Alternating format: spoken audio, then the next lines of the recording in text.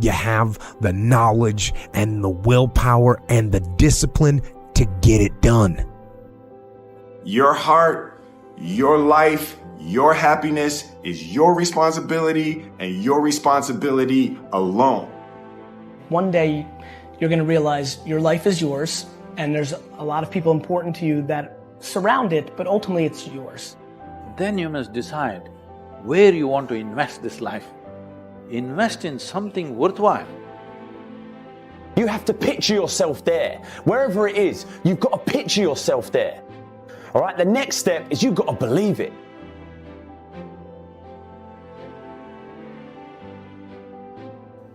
I'm here to tell you, as a former professional athlete, all we talked about was the next level, and most people think the next level is a cliche. The next level is not a cliche. The next level is a lifestyle. The next level is a tangible place. In 3 years, I doubled my NBA income in the marketplace. That's what I call the next level. See, I firmly believe that making money is easy. I've been in business 15 years. Every year, my salary and income gets bigger, stronger, and faster.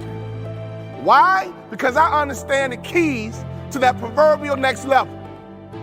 You are in charge of your next level. You cannot expect to get promoted to that next level if you are mediocre.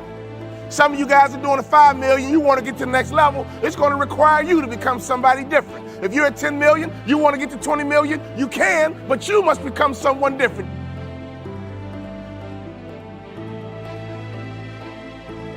%76% of Americans live paycheck to paycheck. 64% of Americans that have businesses break even or lose money. Most people don't have any money and have accepted the fact that they don't have any money. They don't have any leftover money. They're fearful of money constantly.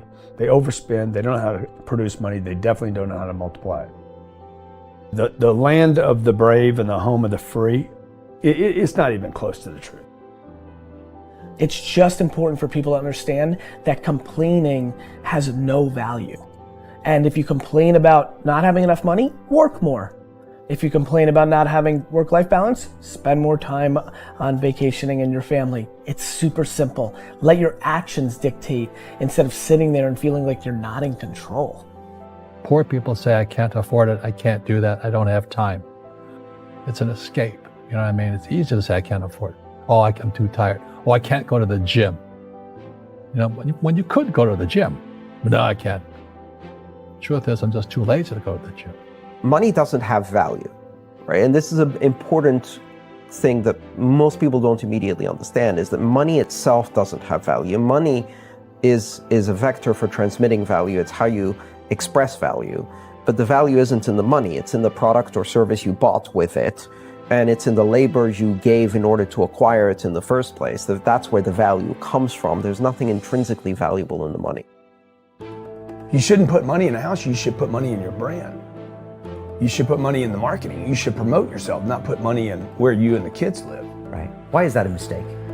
Because it's dead money. I mean, it can't, a house can't make you money. A house does not make you money.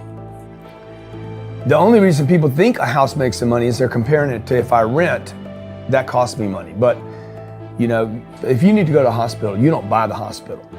You rent a bed to get out of there as fast as you can. If you go on a trip, you go to America and you want to go to Disneyland, you don't buy the hotel, you rent a room. And nobody thinks poorly of that. They're like, yeah, I'm gonna go there, use the place and get out. That's what you should be doing with your living. Find a place where you can rent. Pay rent monthly. Don't own the house. And take all the money that you would have put in that house purchase, down payment, use all that money to improve your business and yourself so that you can get more money. So I see so many people here like, I'm gonna invest 300,000 pounds in a house to hopefully make $30,000. Right. I'm gonna buy it for 300, maybe I'll sell it for 600,000. I'll double my money. Fixed in one place, by the way, where no money comes to you. Money does not go to homes. Right, and that's a big thing on your career is moving locations, because people who stay in the same place get too comfortable. If you study wealthy people, they're mercurial. They're moving, they're mobile. Warren Buffett and Bill Gates do not talk about the home they live in. They talk about the places they're going to. They go meet money, they go meet wealth, they go meet connections.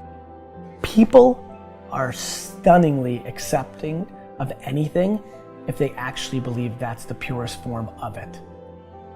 I think I'd be less acceptable if I hedged. I really do. People will accept you. People accept everything. Just be you. Be you, and clearly people like react. When you're trying to fake something and you've got bad intent, well then that's visceral and we hate. But I actually think we don't give love to the person that actually knows they have it and they're trying to fake it to conform. Hence why I won't adjust to this market all the way, because I don't think I'll be respected. I know what my intent is, so why would I be scared? I want to build the biggest building in town. That's who I am. And you know how I want to do that? By building the biggest building in town. And a lot of people want to build the biggest building in town, and you know how they want to do it? By tearing everybody else's building down. Poverty is passed on. It's taught in your families. And middle class is taught in families. And so the people right now who are sitting at home, who are struggling financially or worried about money or unhappy, they may be making a lot of money, but unhappy with what they're doing, it was probably taught to you. You know, your super ego was taught, get a job, work hard, or you'll never be rich, or the rich are evil, or whatever. And until you change your mindset, Correct. Money won't help you, right? Correct. And we see that with people that win the lottery, people that make more money, they still have the same problem. Right. Because they have that poor man's soul. Right. If you're poor, you'll always be poor. That's really hard for people to understand. Yeah, the money will disappear that fast. Just like most pro athletes, you know, they make millions of dollars, and what 65% are bankrupt 5 years later. It's because they come from poor families. Now you tell them that, they get very angry at you. It's not, it's the rich fault, you know, it's you guys ripped me off and government ripped me off. But unfortunately, what Mr. Lipton was saying, it's passed down genetically. That's the frightening thing. And it's interesting when you commit to something, little gifts just start automatically showing up. It's a phenomenal thing. It's happened my whole career. When I fully commit, somebody will bring me something. Okay. And then look, then keep your eyes open. And by the way, the package may come wrapped in a package you weren't thinking about. Hard work. Or like a voice, or like a person, or you know, maybe from a different direction than you thought, or an offering where you're like, you read something about this and that's not the thing. Like all throughout my career, it's come in weird kind of ways. If you ask for help and somebody shows up at the door, maybe invite them in. Okay. Regardless of what the packaging is or what you've heard about it or whatever. That's really been beneficial to me. Okay. How old are you? 44. Think of, I'm 40. Do you know how young we feel? It's, when you were 26, did you ever think that this is what 44 felt like? No. You thought that that was finished? Yeah. How old are you? Like, you think a 40-year-old, like, when I was 25 years old, I thought a 40-year-old was finished. I don't even feel like I'm starting, right? Yeah, but when I was 26, I was in a rush.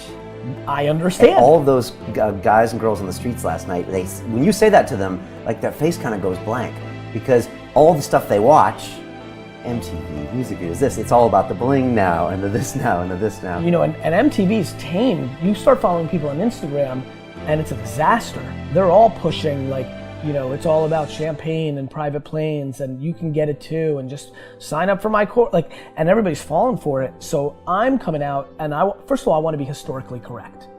Nobody in 100 years is going to watch that video and say that I was full of crap. I like that, right? Number two, I want my legend to grow. I'm always fascinated by politicians and world figures. Like Winston Churchill, his brain continues to grow, right? I want that. When I'm dead, I want to be in the ground at peace knowing my legend's growing. Like, I want that. I want that in the business world. And so I'm giving real advice, and real advice looks like this. When you're 19 and you can spend 7 full years learning your craft, meeting people that are mentors, being patient, and you wake up and you're 26 years old, you have your entire life in front of you, and you've done great foundational work to go on and then be successful. You know, I have bad luck too. I've had financial crashes. I've had people stab me in the back, but they're all good because I grow from it. That's spirituality. Right? You know, people who are afraid of making mistakes, like they teach in school, they don't ever grow. Because spirituality is there's good and there's bad, there's right and there's wrong, there's up and there's down. Most people only want to be right, they only want to be positive. Well, you can't have that. That's not reality. And the average person, the reason they're poor is they haven't failed. You know, they play it so safe, they haven't made any mistakes like they taught in school. That means they don't learn anything. That's why the school system's actually fundamentally corrupt. It's anti-education. Don't make mistakes and don't ask for help. And if I didn't ask for help, I have my accountants, my attorneys, my bankers and all that. You know, I go into business like a rugby team. You know, boom, boom. We kick butt.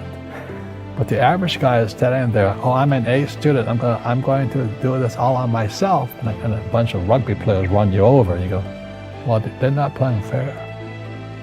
You know what, you're playing stupid. You should have a team. You should have accountants, attorneys, and bankers and all that stuff. But that's not the game I want to play. I said, then don't play the game. You know, the game of business is played with accountants, attorneys, bankers, hate to say it, politicians. You know, you got to know the game.